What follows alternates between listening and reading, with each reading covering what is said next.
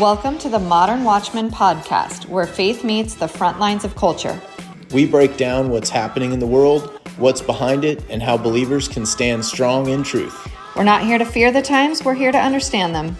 Because being watchmen means staying awake, staying ready, and staying grounded in the Word. Let's get into it.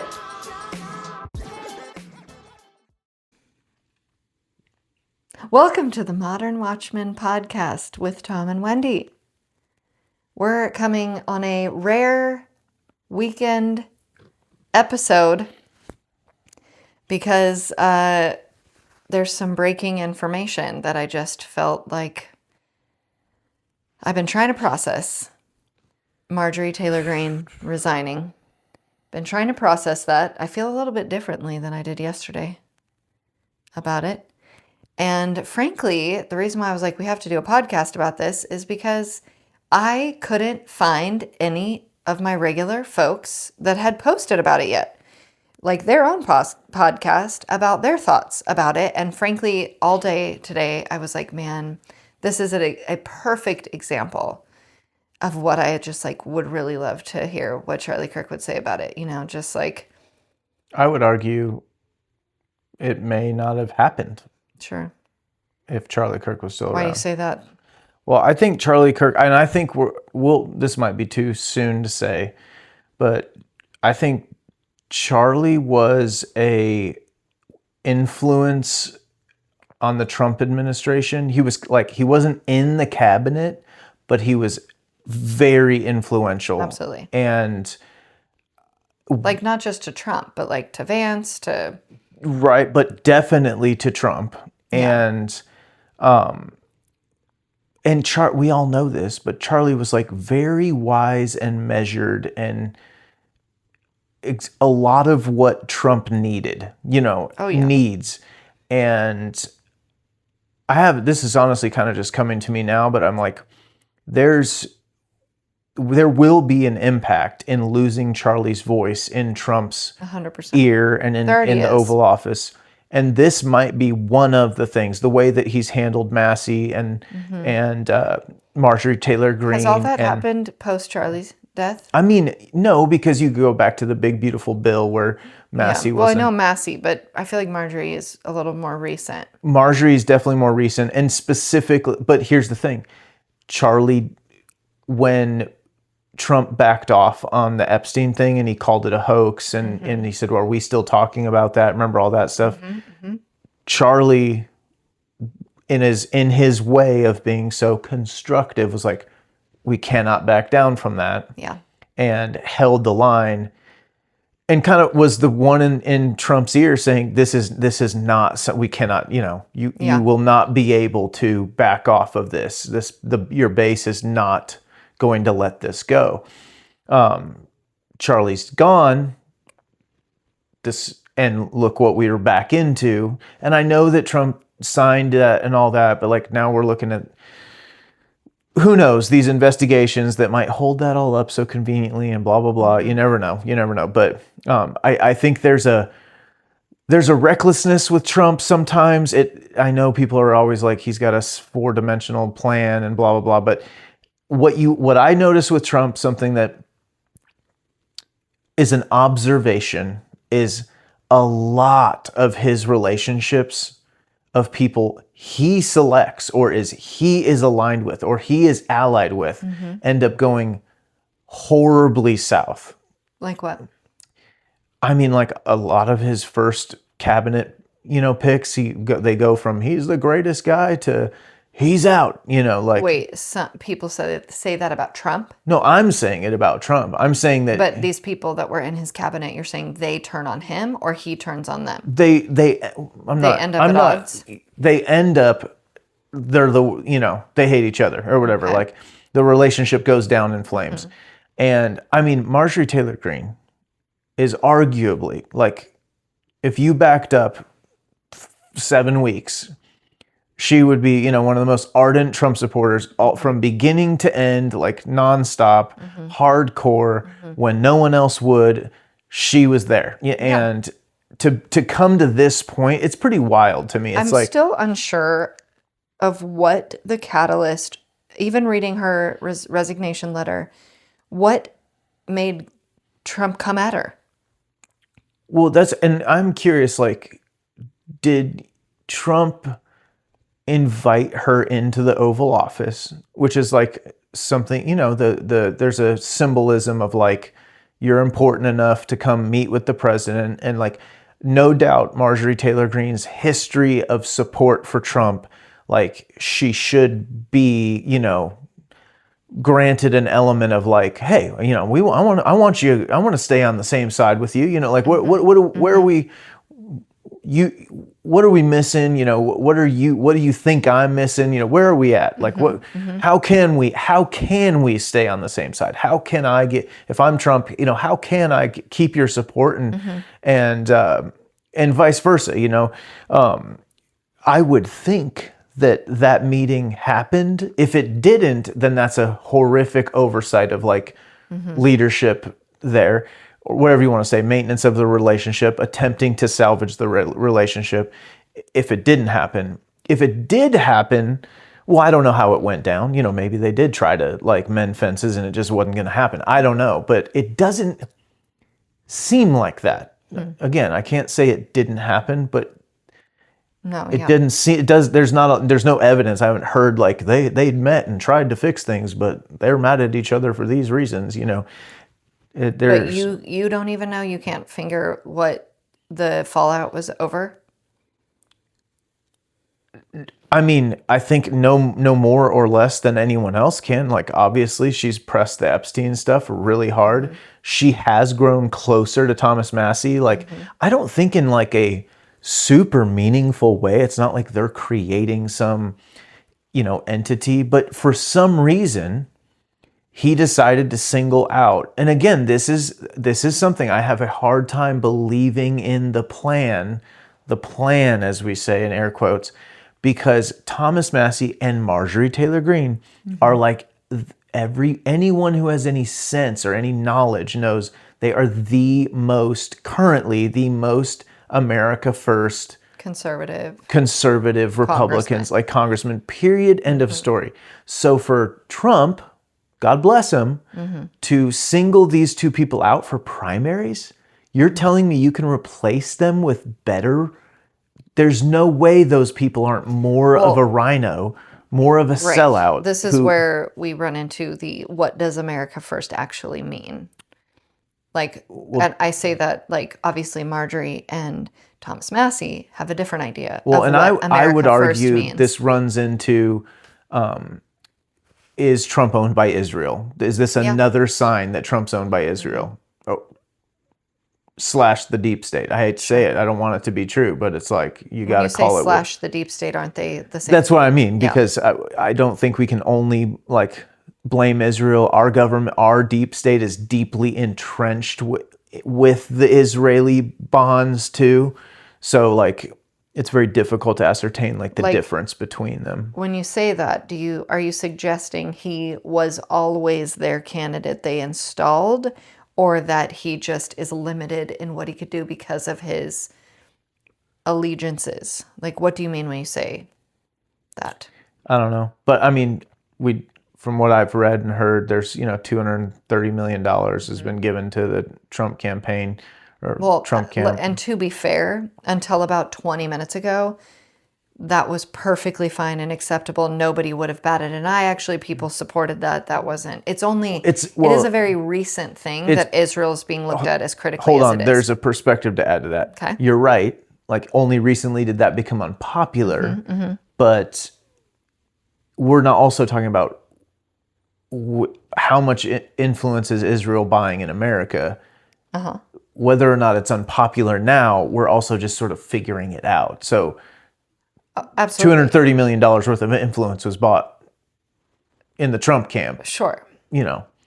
And all across Congress, everywhere else. That's why I said but just again, in the Trump camp. It's unpopular and possibly a conflict all of a sudden. I think that's important to remember, that I think it would be, again, even as recently as bombing Iran, people were largely I don't want to say in support of, maybe cautiously supportive, but like, yeah, we got to defend our ally Israel. Honestly, I would say the suspicion around Charlie Kirk has probably been, that was kind of the breaking point. Would you say that's true?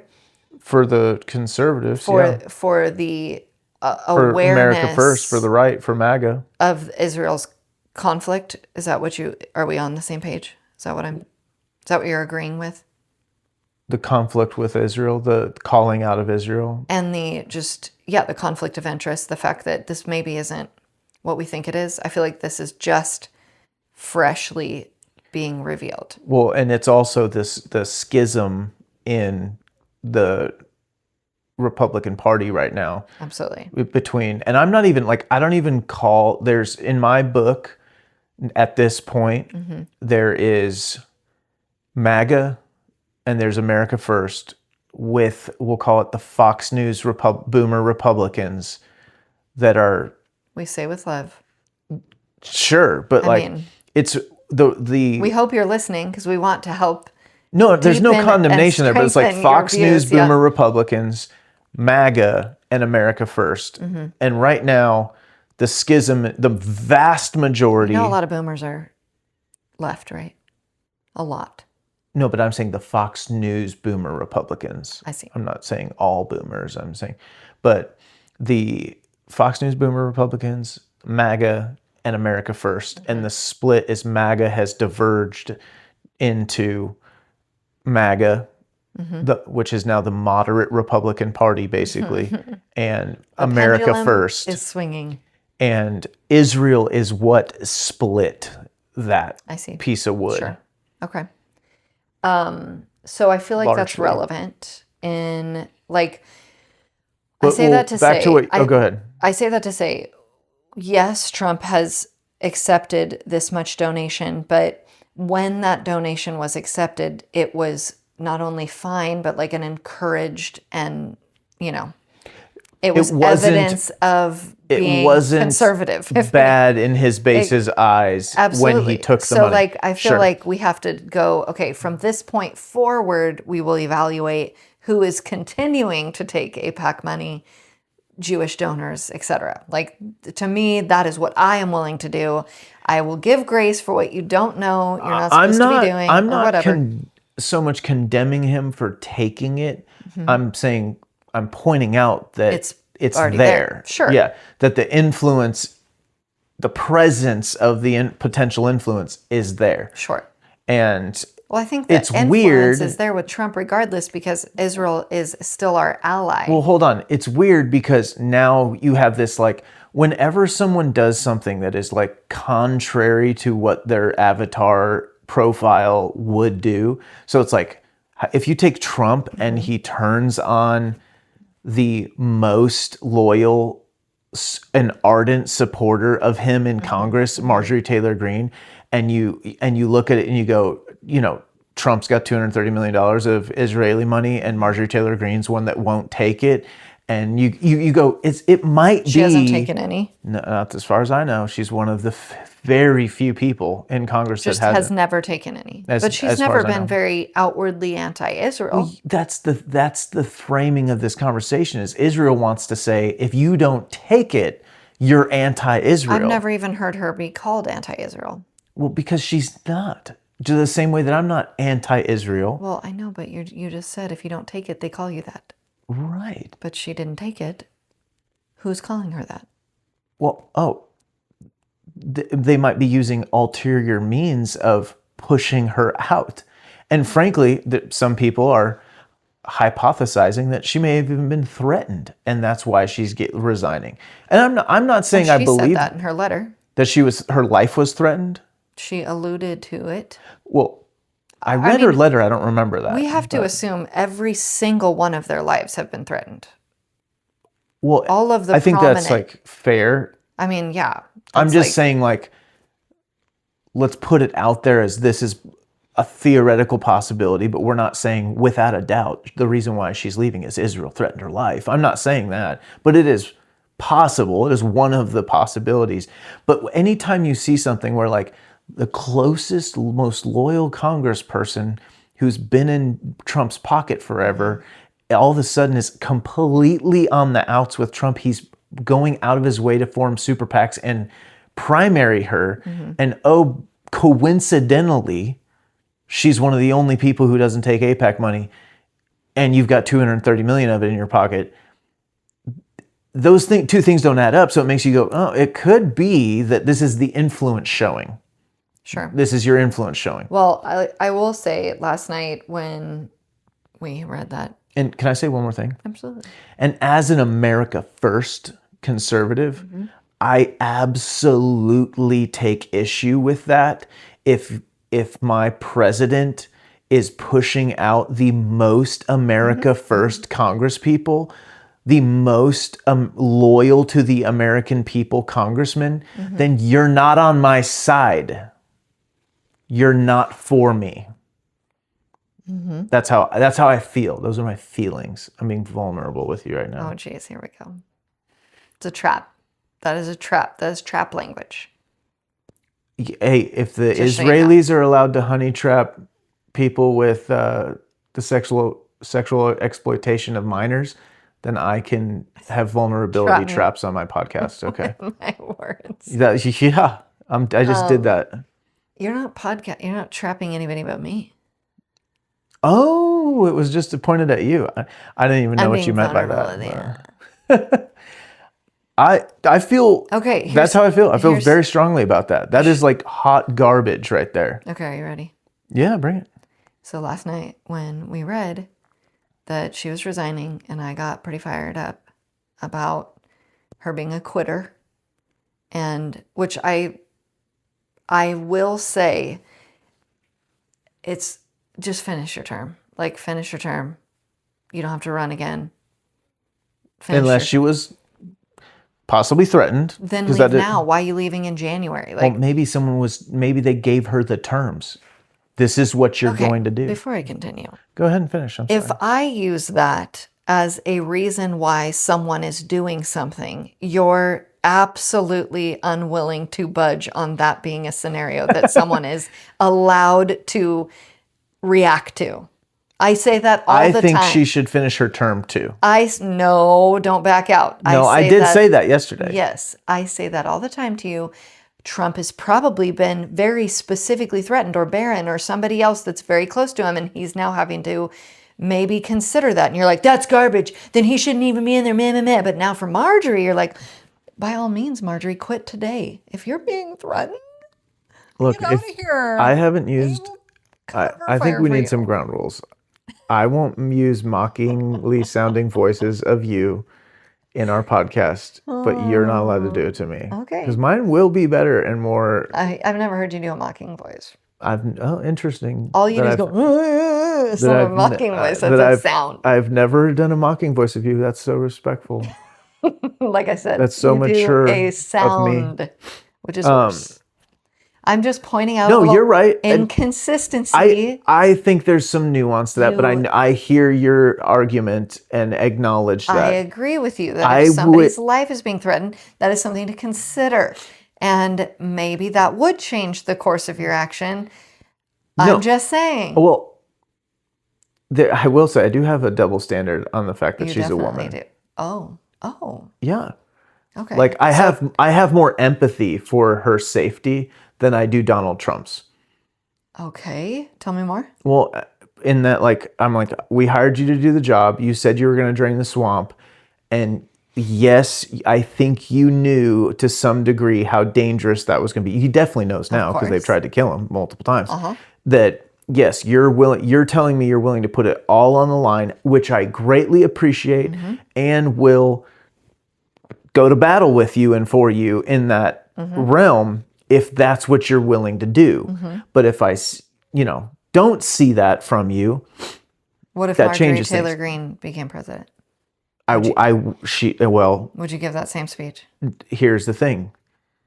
It's like, honestly, this is a weird kind of thing, but in this day and age, it's kind of like sending women to combat. It's not just the side of can they do it or not? It's also we don't do that. So you don't think there should be a woman president? In my culture, we protect women and children. In your culture? You can be if you'd like to. It's very inclusive, but it is on my terms. But so there are elements of like, I'm not saying I wouldn't vote for a woman, but I am saying I'm not a fan of a woman being in that position, but not because like, oh, they can't do it, but more of like, yeah, I do care more about Marjorie Taylor Greene's, like, she shouldn't have to give up her life and be, no one should have to give up their life to be a congressman. But here we are in America in this day and age, and like, it's crazy. And I wouldn't be surprised if we don't see some of we already saw Charlie Kirk, but I would not be surprised if we see more prominent, unfortunately, killings of people, and possibly actually elected officials during this Trump administration, basically in the next few years. But yeah, I guess, and again, I'm being vulnerable. I'm just telling you what I actually think, even though people could try to cancel me for it. But like, I don't think Marjorie Taylor Greene should have to like. You mean me? I've been canceled by you so many times, but well, whenever you say I'm being vulnerable with you, that is you can't disagree. Well, I was talking like to the fourth wall or whatever we call it. Okay. Yeah, I'm telling you what I actually like. For the record, I actually feel like maybe women shouldn't be president. Why do you feel that way? Women are emotional and apparently quitters. So you just couldn't help yourself with that. I mean, it's relevant, but yes, yesterday I was much more angry at Marjorie for similar reasons that you're always mad at Trump, that you signed up to do this. You signed up to go to battle. You signed up to go to battle with people in your own party. That's the job. That's the situation. This is not anything different. Betrayal is common in politics. Like, none of this is like radically unusual or different that in my mind gives you permission to bow out early. All that to say, today I feel differently. How do you feel today? Similar to you. In that I feel like reading her letter, and honestly, I feel like her bigger beef is with Congress and not with Trump. I think that's fair. Yeah. Like the bulk of her letter was addressing her frustration with the Republicans in Congress, and specifically saying she has brought forth good legislation, and she actually called out the speaker more than she called out Trump. Mike Johnson is not willing to bring anything to a vote. And of course, now we're crossing over into campaign season where everybody's going to go back to lukewarm because they don't want to do anything too serious because which will cause the Republicans to lose. 100%. Right now, radical wins, lukewarm loses. And like I was saying before, the MAGA movement is now the moderates. Right. America First is where the party's going. Right. And anything less than will result in the left taking more seats. And So I'm feeling more like, okay, Marjorie, I understand where your beef actually is, and you don't feel like there's a point to continue because you're moving into a time where Republicans are going to get weaker for the next year. Okay, that gives me more information as to why you'd be quitting early. Also, you don't want to drag your district through an ugly, expensive primary when you're not even, all you can do during that time is defend yourself and try to win, and you're not even going to be able to do anything. So I'm going to say something radical. Although I am very much for term limits, I actually think 2 years is too short of a term in Congress. I think it should be 4 or 6, like a senator, because of this problem. Because you get 1 real year and then 1 fake year every time you're elected. It's too short of a term to go there and actually get anything done and be brave before you have to go kiss everybody's butt. And you fundamentally spend your entire 2 years campaigning. Absolutely. You're constantly trying to stay in office. Whereas the first year is your voting record, the pressure on your voting record for the upcoming campaign. And then the next year is campaigning on your voting record. And that's, I mean, of course the voting record is important, but it causes you to vote in ways that you wouldn't necessarily vote, because so many of these votes is like, well, you're against healthcare, you're against Social Security. It's like, I voted to reform Social Security and knock off all the dead people off the rolls. Right. But then you have to deal, it's just silly stuff where you end up having to campaign against someone who's saying you're anti-Social Security, whatever. We need longer terms for Congress. I don't know if 4 would do it. I understand why they're short because, I mean, hypothetically, because I also don't trust many people to be able to be in there long. Here's the deal. We could expand it if we could cap it. Like, you get 6 years, but it's 2 terms, the end. Like, maybe they would actually go for that, because I think especially in Congress, there would be an attractiveness to, I'm guaranteeing you 6 years as opposed to 2, and you can get 12 years. Like, there's no guarantee if you're running up every 2 years. I don't know how long Congress people typically stay in, like what the average is. Obviously, Nancy Pelosi and some of them I would say you'd have to almost extreme use like a stickability. median or something, because there's people that come and go real quick. There's people, and then there's people that stay for 50 years, so they would skew the average, for sure.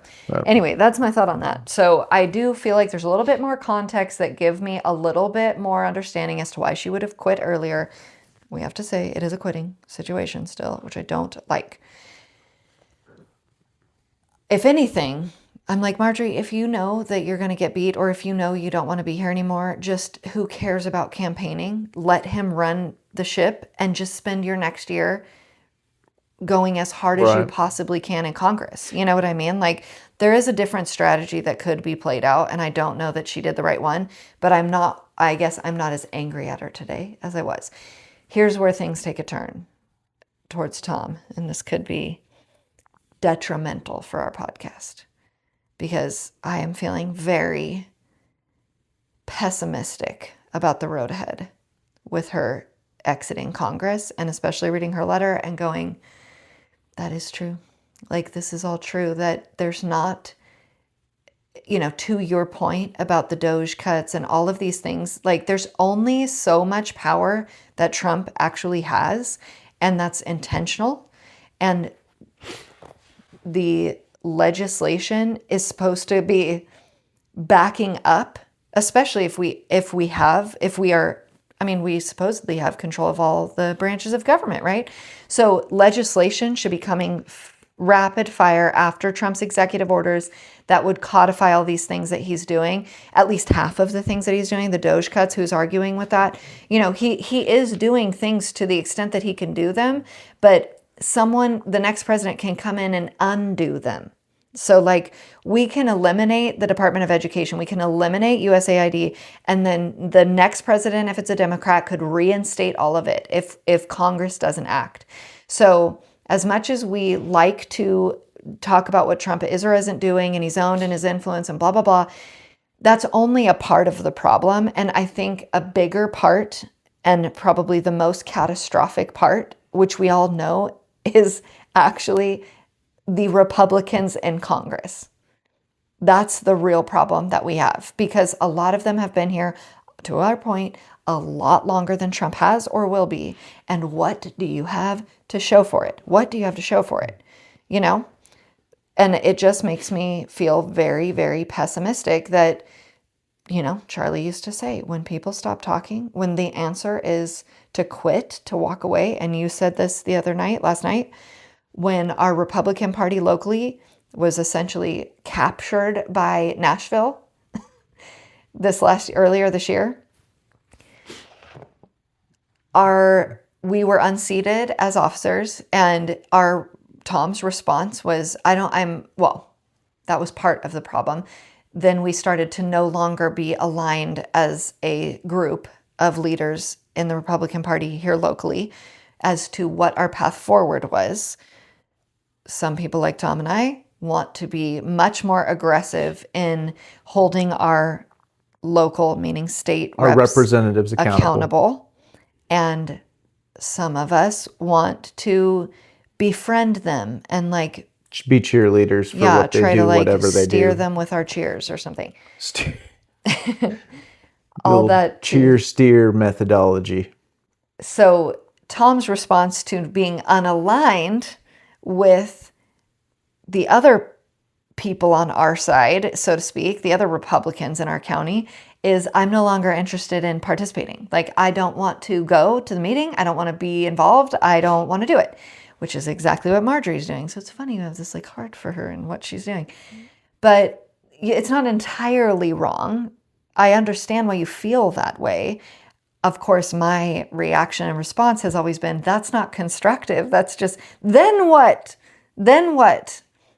You know? Well, and first of all, in fairness, that's only partially true. Like, what I've said, or what I mean by that is, I'm not gonna like be all in and, carry more weight, so to speak, and do a fair booth or whatever, you know what I mean, for that. But it's not that I'm out and I don't affiliate with them anymore, and does that make sense? It does, but that was the spirit at the time. I'm out. And now I will, so. You've come back over a little bit? No, what I'm saying is it's more nuanced than that. It's not always so dang black and white as we love to make it. But at the same time, I have been just as, if not more, in the, like, whatever you want to say, for lack of a better term, politicking and discovering who I can work with. Mm-hmm. And I've grown the local group that we have on Facebook that is relatively influential and able to kind of get the word out about issues by probably about 15 or so, 20% since then. And it's not like I'm not on the move. It's just going, you know what? My energy will be futile here, and I need to move it more over here. Mm-hmm. And I didn't cut ties and I didn't burn bridges. You know what I mean? It's just I'm going, I'm not going to hang out and rah-rah the rhinos with y'all, but you're still friends. I'm still in, I'm down. I'm just like, and they know where I stand, where it ended was like, we go around and around and around. I was like, okay, I hear where you're at. Cool. This is where I'm at. Cool. We're not on the same exact path anymore. And that's okay. I'm going to go this way a little bit. You can keep on doing your thing. There's no like loss of love there. No, but there's no point in attending a meeting that is directed at a direction we don't think is going to be helpful. Well, and we have attended, and I would still attend. It's just more of that, like, because important things occur there. Sometimes there's things worth hearing and being present for or going to. I agree. I think cutting yourself off from the mechanisms that exist. That's what I'm saying. That is not what. No, I guess it's just it's a mental thing. Is this somewhere where I'm actually going to invest energy? Really? Sure. Less. You know what I mean? But you're going to direct energy somewhere else instead. Exactly. That's where I'm curious. And I have, and I will continue. What is Marjorie going to do? Yeah, well, and I do hope she does something, and it is hard, but again, too, I mean, this is. I know people have brought up third parties many, many times, or we had the Tea Party. Mm-hmm. Obviously, the Loco Focos are a big one for me. Obviously. The independent, the libertarians, whatever, and we've even for a while there, back in 2016, we thought Trump might create a party. What was Ross Perot? I thought he was independent. Was he Green Party or was he independent? I don't know. I forget, but I think, and what you don't want to do is create a third party on the national level immediately, like just show up. The only way, in my opinion, that it's possible to truly meaningfully create a party is on the state, like local level. Okay. And this, two-party system has, in a lot of states, made it very, very difficult to do that too, which is, again, just points to the rigging of the system Absolutely. that we have in the two wings, one bird element. But the Tea Party made huge inroads, like absolutely. I mean, I forget how many members of Congress they had, but it was substantial. And I think that it's one of those things where we will at the America First started. In the Tea Party, right? The America First might even have to like threaten, if not start to do some of that. And by our fruit is how we will be judged. If the America First candidates end up in state houses and they're just like rock stars and they're like, oh my gosh, this party is a brand of people, the reason why we fell in love with Trump, who tell us what they're going to do, and then they go out and they do that. You know what I mean? And that's it. And there isn't this feeling like we were sold a different bill of goods than the one we received. Yeah. If people, do that in the state houses, the people will send them on to Washington eventually, but it takes time. Yeah. It's not, you don't just like, hey, we're going to run an America First ticket nationwide overnight. Let me go back to feeling very pessimistic regarding the mechanisms that, so like I said with Charlie, if you have, he said, when you stop talking, bad things happen. When marriages stop talking, divorce happens. When people stop talking to each other, they're more likely to want to commit violence against that other group, whatever. I feel similarly in that when we lose the ability to make any progress through the mechanism that exists to make progress, the only way forward is violence. And again, it's not me threatening anything, just that heaviness, I guess, today was setting in, especially after reading her letter and just being like, it's not just about getting Trump in or someone like Trump or Vance or any of the singular 4-year president guy. Yeah. He can only do so much. And we're seeing how limited he is to actually get effective, lasting change done as a single guy. It has to come through Congress, and that is a very heavy lift. And I just don't know if we're going to get it together in time, meaning before there is some sort of catastrophic fallout. Well, and without the clarity of Charlie Kirk, it feels like even more insurmountable.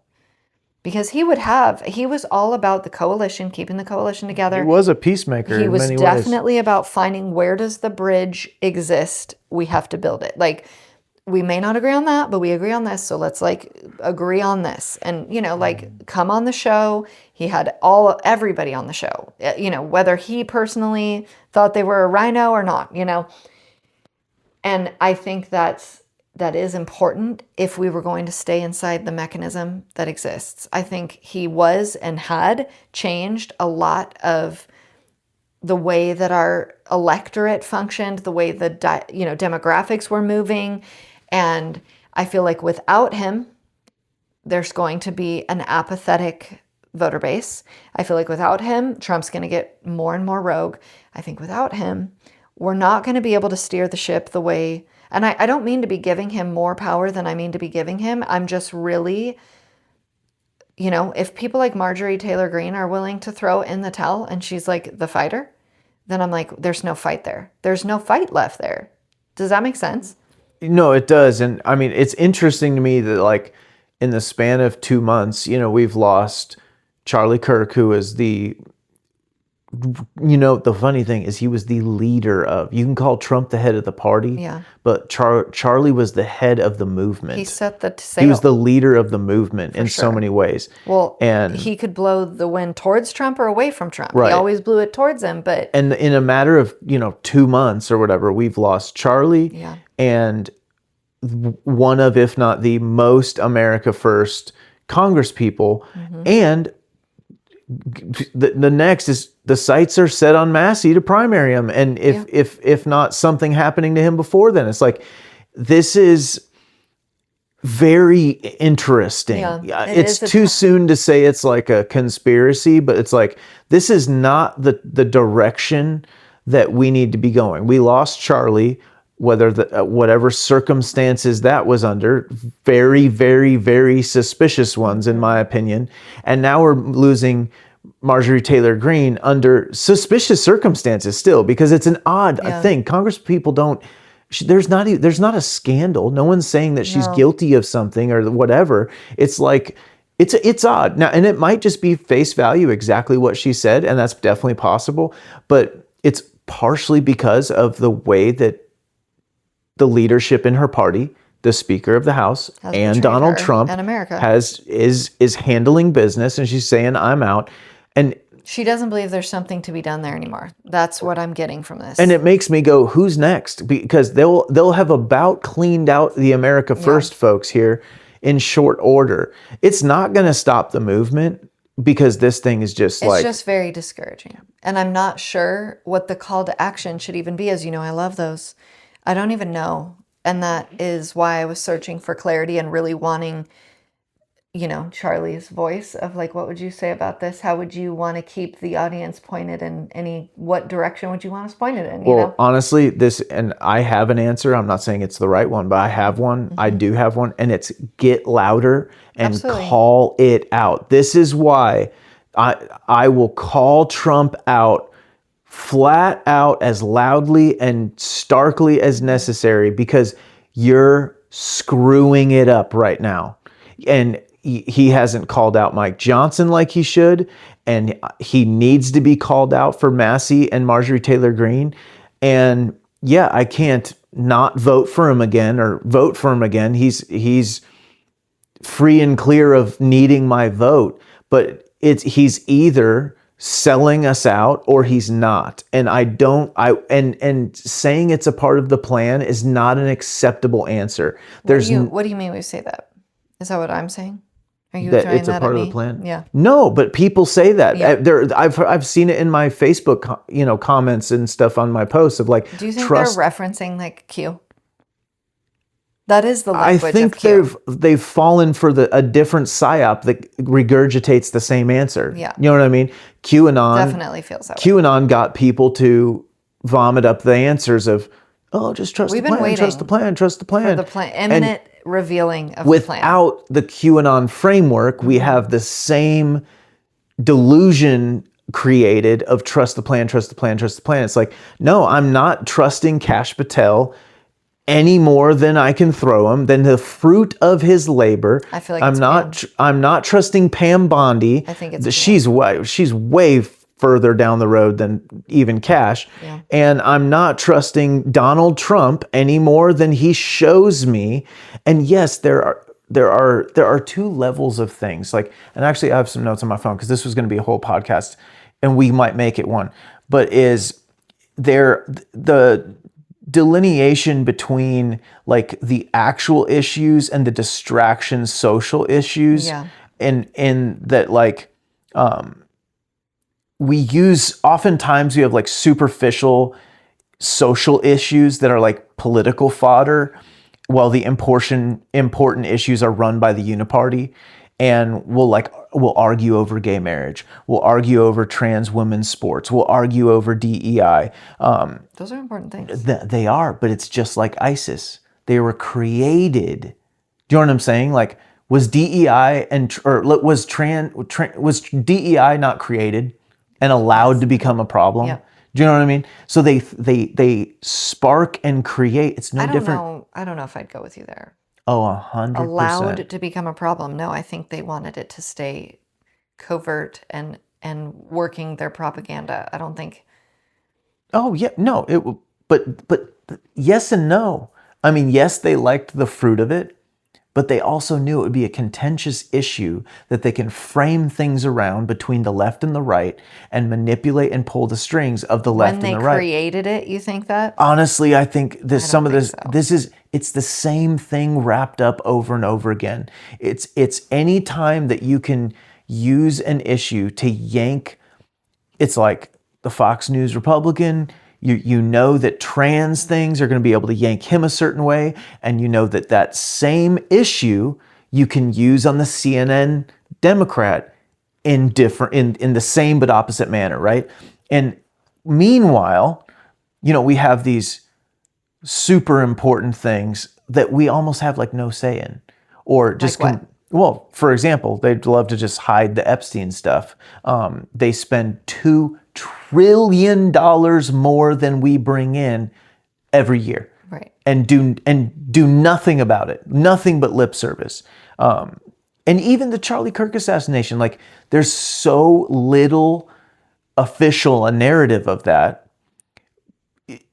But then we'll spend 4 years arguing over trans men and women's sports or whatever. It's like it's a distraction. And I'm sick and tired of. I think honestly, I think the Charlie Kirk assassination is a distraction from. I mean, sure, obviously, that's a random I am example. Somebody that is like wants to know what happened there. Israel, the debt, Epstein, like there's.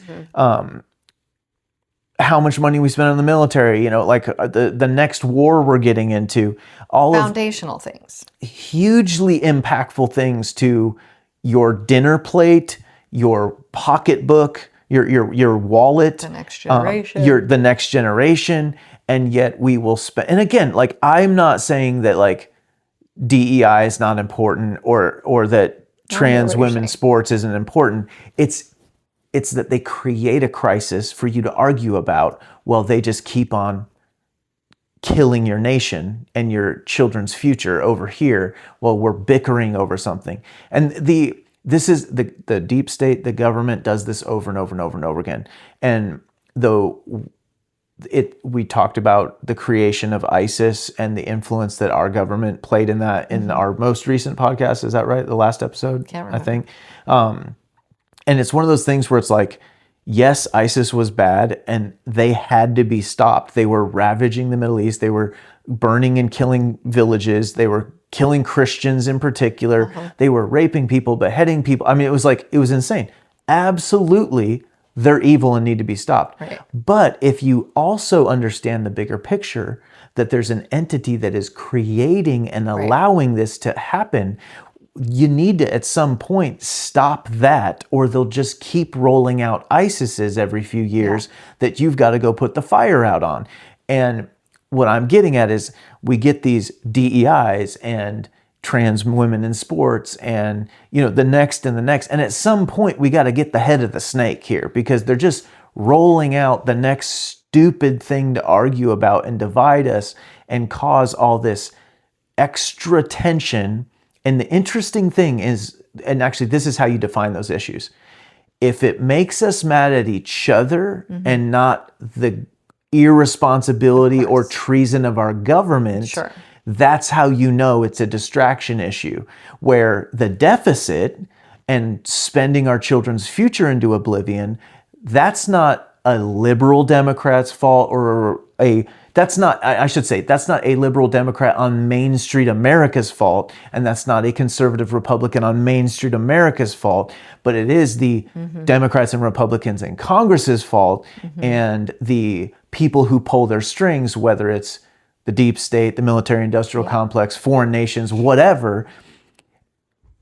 That's how you can test whether an issue is like really real or a psyop almost, like on us. Does that make any sense there? Yeah. So all that to say, obviously Marjorie doesn't think that any of those things can actually be solved through the only mechanism that it currently exists to solve them. What do we do with that?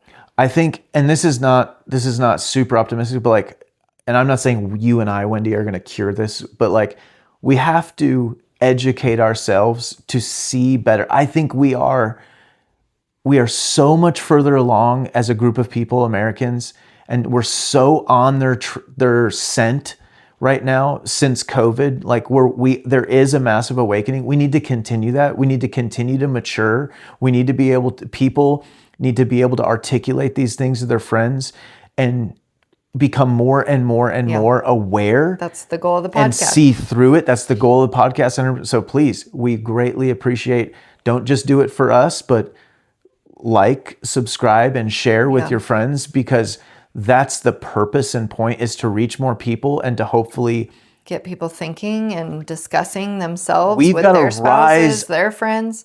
Up, but we have to like level up to rise up, each and every one of us. That's a good call to action for sure.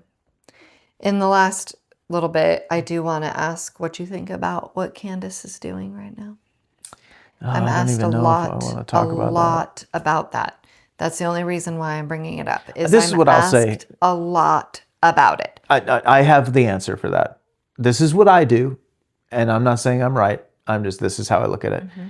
The only thing I can do with that right now is watch and observe. Just like take it. I'm not saying there's a lot of people out there just writing her off. I think that's a little ignorant and naive. Mm-hmm. There's a lot of people taking it hook, line, and sinker as what she's saying is definitively true. Mm-hmm. That is ignorant and naive. Do I listen? Do I pay attention? Do I ponder? Mm-hmm. Sure. If you have the time and the brain capacity to give it to it, do it. But just analyze it. You know what I mean? Question it, challenge it, kind of thing. It's very intriguing, but it's really hard to say if it's true or not. What? And which proportion of it is true? Well, I have no doubt that some of it is definitely true. Of course. Is it all? And I'm not calling her a liar. Well, no, of course it's not all true, because she has accused Israel, Netanyahu specifically, Erica, TPUSA, Trump, Cash, all of France.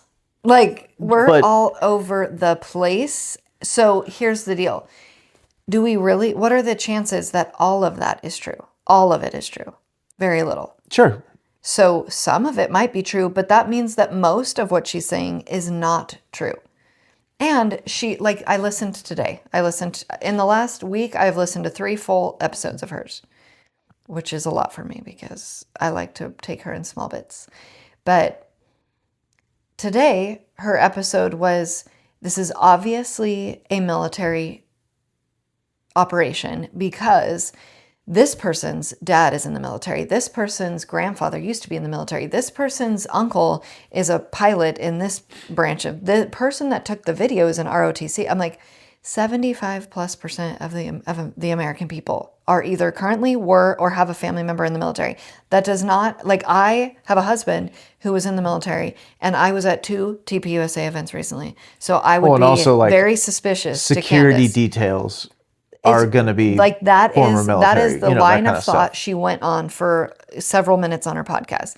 Then she said, there's another thing I've noticed, that a lot of these people that, one guy that walked out from behind a bush, he was wearing a maroon shirt. Then I realized there is a lot of these people that are acting suspiciously that are wearing maroon shirts. We know that when you go to Disneyland, your family wears the same color just so you can keep track of your people in the crowd, right? So I think that this is something we need to start paying attention to as people in maroon shirts. I'm not kidding. This is That's actually I didn't hear her say that, but that's the most valid potential thing there. That is a thing, but of course it is a thing. But I'm well, not the Disneyland, but that in a operation in a crowd, sure, you would do something like that. But I'm to me, the way that she was framing it, this person over here that was walking by a bush is wearing a maroon shirt. He could be involved in the problem. Or he just wore a maroon shirt that day. And I would say that evidence that connects that random guy in a maroon shirt to do something? I would say that we're beyond the analysis of the crime scene. She is not beyond the analysis of the crime scene. That's what I'm saying. She is still coming up with, and also in the last episode I listened to, she made 3 corrections to her previous episode that she had put out. Well, I didn't listen to the previous one.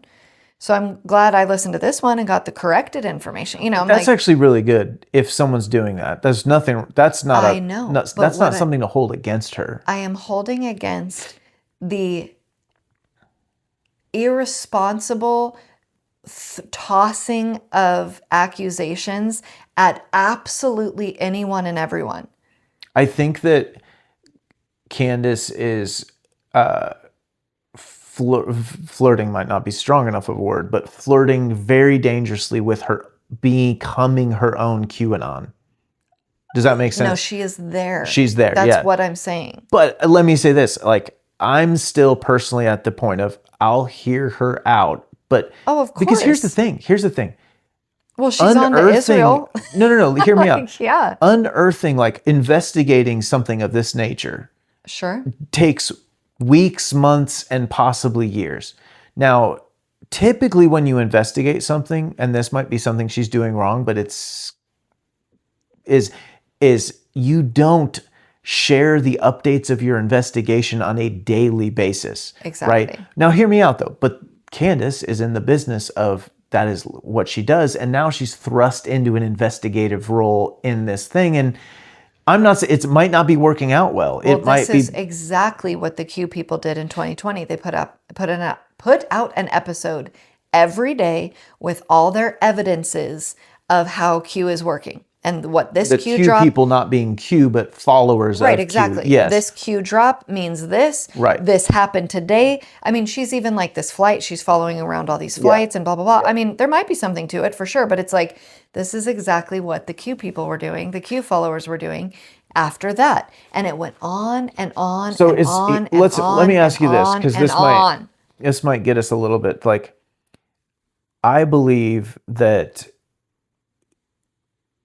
Candace was truly a friend of Charlie's and loved him, her loyalty. Like, absolutely. I don't suspect Candace of being playing some wild, crazy role in this whole thing. I think she is loyal. I think she's in a trauma response. Very possible, but I'm just saying, like, she is not working against Charlie intentionally. This is not some weird thing she's doing. I agree. Intentionally. It would be unintentional. The damage she's doing would be unintentional. There's a lot of unintentional damage sure being done. At the same time, nobody appears to be looking at this with any meaningful, like, budget, energy. Okay.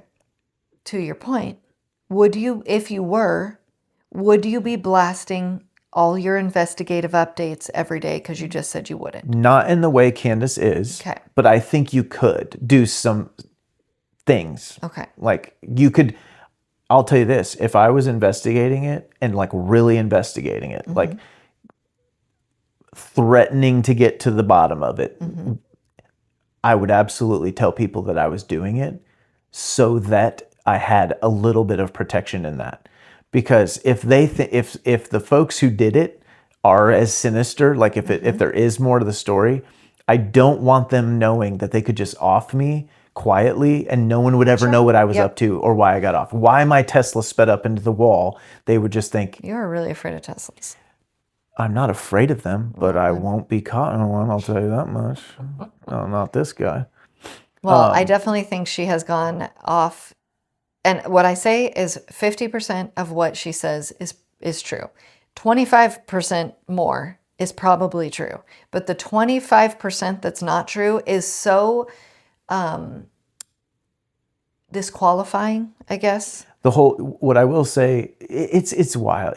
This stuff is so hard to follow. And that's why I say I'm not saying don't listen to it at all, but I do not just like believe it. This is what's happening.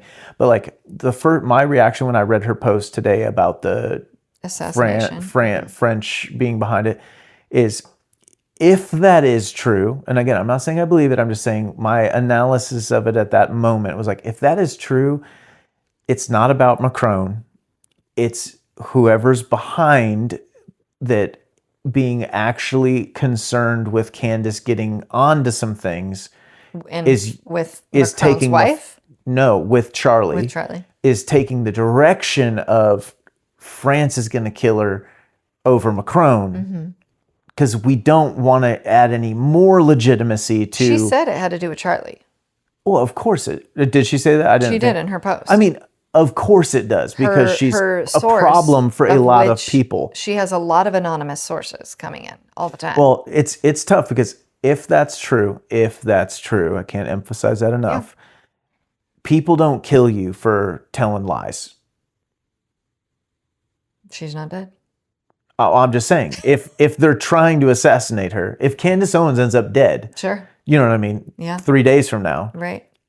They don't do that to people who Of are just course. making crap up Absolutely. on the internet. You know that what I would mean? give her wild credibility, which also makes me I don't think she wants to be a martyr in this, though. I actually think she's genuinely, I think she's genuinely afraid of this stuff. Absolutely. Yeah. It still doesn't, I think she was getting death threats before this day. I'm sure it's not her first death threat. She was talking about getting death threats right after Charlie was killed, about Charlie, because she immediately came out and with all her stuff. Death threats are like not that big of a deal in this day and age. I mean, lots of people get them. Whether they're valid and real and actually a threat or not, it's hard to say. I bet Theo Von's got death threats, and that guy's like pretty dang likable. Sure. I just mean to say, I do think that she is afraid. But again, I don't know why, in the same way that Charlie getting killed makes us all go, what was he saying that is true that got him killed? I think for that reason, Cadance is safer than she's ever been, because anybody who actually tries to kill Cadance is only going to validate all the craziness that she's saying. I agree with that too, that they have to like limit their exposure right now, kind of thing. I agree that would be a concern of mine if I was the bad guy. The bad guy. We'll say the bad guy. I'll leave their name out today. The bad guy. I would want to be careful. She's not even really circling on Israel specifically. Like, she definitely thinks Israel's involved, but she's like, Trump's a part of the cover-up. Cash is a part of the cover-up. TPUSA is a part of the cover-up. It's no different than the Epstein thing. Don't overly blame the Israelis, because American intelligence is, I guarantee it. I hate that that's the way it is, but there is a super large faction of our bureaucratic state that is on the payroll of the elite, not the American taxpayer. Well, both maybe. Well, yeah, of course they're on both, but the elite pay better. I definitely think enough to afford loyalty. She's operating also under an assumption that as much as she loved Charlie, she sure thought he was an idiot with absolutely no discernment and a terrible judge of character, because every single person, everyone, was on a plot to kill him from the jump. Yeah, no, I think she's on a wild journey right now, no doubt. It's weird because I heard someone, I was listening to a podcast yesterday, I know the guy's name, I need to remember it and give him a shout out, but he was talking about Alex Jones and like, man, the ups and downs of Alex Jones's career, and just like, the guy called out 9/11 in June of 2001. Did he? Called it out. And this was when Alex Jones was like more of a no-name guy, and he's really nailed some things. And then, there's all sorts of stuff he's said that's like, I have yet to see a reptilian in real life yet, And again, I mean, how do you know? How do you know you haven't seen? Maybe that girl on the plane really did see a reptile. Well, they're probably demons in my opinion, but totally. But either way, that's in the podcast for another day. Just like also imagine what it would be like to be Alex Jones. You know what I mean? Yeah. Like to wade into those to wait. That's a good way of putting it. Constantly be interviewing and interacting with people that are like whistleblowing or giving you insight on the ugliest parts of the underbelly of our world, and that's like a burden no one man can bear, and obviously. I'm not making an excuse, because like I have struggled with Alex Jones at times, and I think might be like really getting his life together right now. Is what I'm hearing, and I'm super hopeful for him. But like Cadance might be like entering into she might be going through something where she might look back on it, because Candace, I mean, she has done some very admirable work. Absolutely. And she's been like in a stalwart of just a pillar of common sense and of clarity. And so to see her go this direction, like, it's weird, that part. Like we have said before a million times to each other. I don't know if we've said it on the podcast, but when somebody starts having their eyes opened to the alternatives, right, you believe everything is a conspiracy. I mean, this was so big. This is why Q just freaking landed in COVID so well, because COVID opened up so many people's eyes to the world isn't the way that it is. And then to alternative narratives. Even we were like, I mean, this could be true. Like, we were way down into like, well, we better pay attention and watch it all. And like, I honestly, it did come to I wouldn't say I watched it all on cue, but I was very aware of it. We watched the fall of Cabal and all of those videos. The fall of Cabal. But as much as Q played a role in that was interesting for other reasons. Touched on so many things that didn't have anything to do with Q. No, it was the Q journey. It ended, the end of that series is that Trump is I'm still waiting for JFK Jr. to come back. JFK Jr. is going to come back. And that part totally lost me. The rest of it's totally true. The rest, exactly. This is with Candace. Yeah. Like, so much of what you're saying is true, but the part that you're saying that's not true, like JFK Jr. is going to come back and save us all, discredits the whole rest of it. Like, even today somebody said, I'm wondering now, like, if her vaccine stuff was true. I'm like, this is the problem. Right. When you go off a deep end, it's like, that's totally really different and very well proven and researched and like separate. And I'm sad because I'm like, oh man, you're going to discredit some of the work you've done that's really important. But again, this is what people go through when you kind of wade into the conspiracy waters. You're very susceptible to every maroon shirt being a possible assassin in this crazy conspiracy. And again, it might be true, but I'm like, we also have to give credit to Charlie a little bit that he was as wise as we all think he was. And then also we have to go, what does it matter? Like, we are not, I really don't think we're going to know. No, they've done a very good job. I really don't think we're going to know. And this is what's mind-blowing to me, is that the mainstream just like left the questioning of it. Even the mainstream like that talks about JFK. You know what I mean? Like, no, they don't.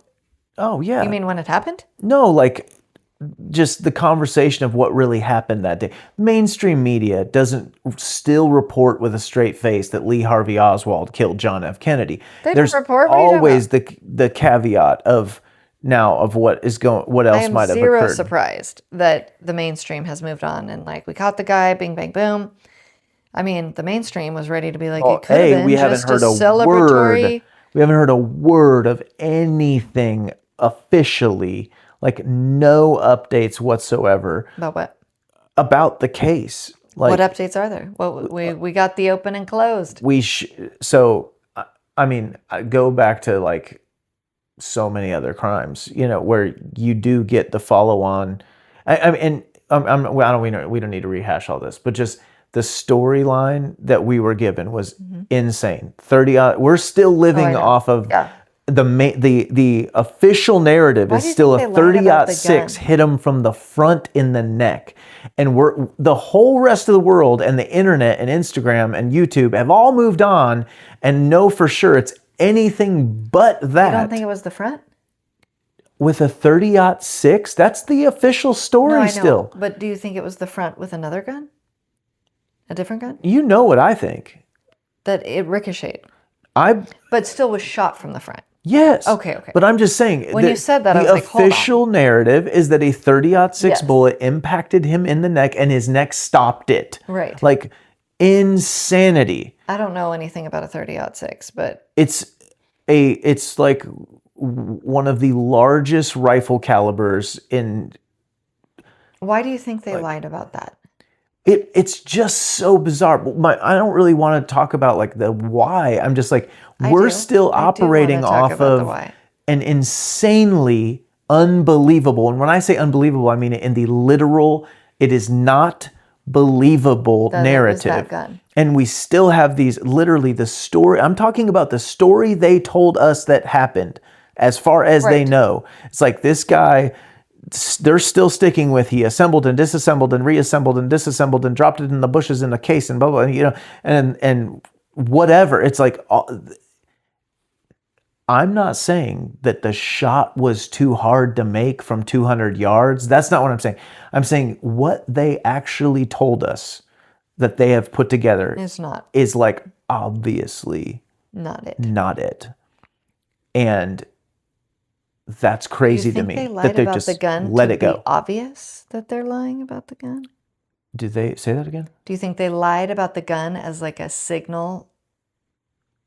You know what I'm saying? I've thought of that too, and I'm like, don't believe this. I can't handle anymore, trust the plan with Kash Patel and Donald Trump anymore. I just can't. So I don't think it's what it is. Did that come from Kash Patel? That information? Yes, some of it. Yeah, very much so. Yeah, and then garbage. But I didn't even mention the text message stuff. I'm letting that even be like, sure, maybe that's the text messages. He says vehicle. And we haven't had any more clarification, any more insight. It'll be interesting. So are you telling me they're going to take this kid to trial, and the trial, we probably won't even be allowed to hear about it. But if we hear it 5 years from now, when 90% of human beings have forgot who Charlie Kirk was, unfortunately, when 5 years down the road, when we go through the trial, the prosecution is going to say a 30-06 bullet impacted him in the neck. It stopped in his neck. Yeah. It's not good. It's not good. And it looks bad on everyone. Like the administration. Like I don't want to pick on them right now, but it looks bad when you're just letting that hang out there. Mm-hmm. And anyone with like most of us know, no, that didn't happen that way. Please tell us you know better than that, or we think you're morons or in on the lie. Yeah. Neither of those are good. I don't want to think that Kash Patel and Donald Trump are stupid, nor do I want to think that they're lying to me. But I have those two options right now in regards to the official story of the Charlie Kirk assassination. Back to just, again, feeling pretty pessimistic about our options moving forward. Well, I don't want to end on that note. What I'm saying is you got to raise your voice. Look at more us. Than ever. Such a good team. When I'm feeling down, we have to rise up, but in order to rise up, we have to level up individually. And I'm telling you, this has just been in my heart, just burned into my heart of like the only thing we can be right now at this point as patriotic Americans, as Christians, is radical. Like we have to radically return to Charlie Kirk's values, right? The Christian values of homeschooling and having a family and having one husband or one wife and being impactful in our community, being impactful in our church more than ever, and being absolutely unafraid to do those things and to act in obedience to the things that the Lord puts on your heart to do, and to actually have the faith to believe that we, with God's divine intervention, that we can take our country back. Make an appeal to heaven. That is our, it's no different than it was day one. The only chance we stand is with God's blessing in this, but with God, all things are possible. Look at you. So be encouraged. And that's all I got. You make me so proud. That was really good, honey. Proud? That was good. Usually it's the opposite, where I'm having to tape up your... It's going to be hard, but it's going to happen. We can do it with God, and it's going to be hard, but it's going to be worth it. That's why we always talk about that. Like, it might be hard, but it will be worth it. This is worth the risk. This is worth the work. This is worth doing. It's worth doing. Okay. Thanks. Subscribe, follow along, share with a friend. Please, that'd be great. Bye.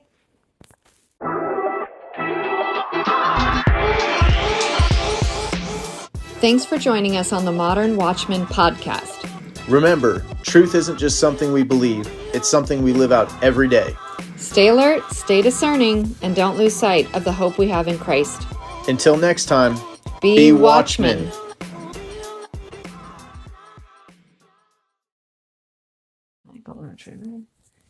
I look like our grandma. I look like I just got in from the front lines of the Ukraine war. And maybe you took some, bullet frag. Bullet frag, yeah. Yeah. I did take some of something. What in the world? I got it all here. I've been looking at that all day. Well, I have 4 golden retrievers. This shirt has 5 golden retrievers. It's a sign. I recently put one down, which leaves me with 4. That's what this shirt is about. I recently just messaged someone about a golden retriever. What about it? What did you say about them? I said, DM me the details. Are you kidding me right now? Are you for real? Did you see my house just then? DM me the details is what I said. I don't understand you. Tell them about your hunting. Tell them about your hunting. What would I tell them? How did it go?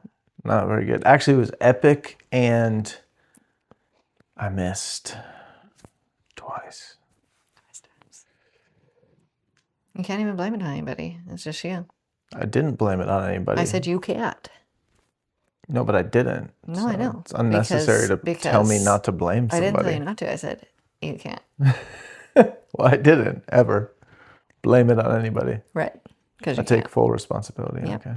That's true. Yeah. Okay. Hello.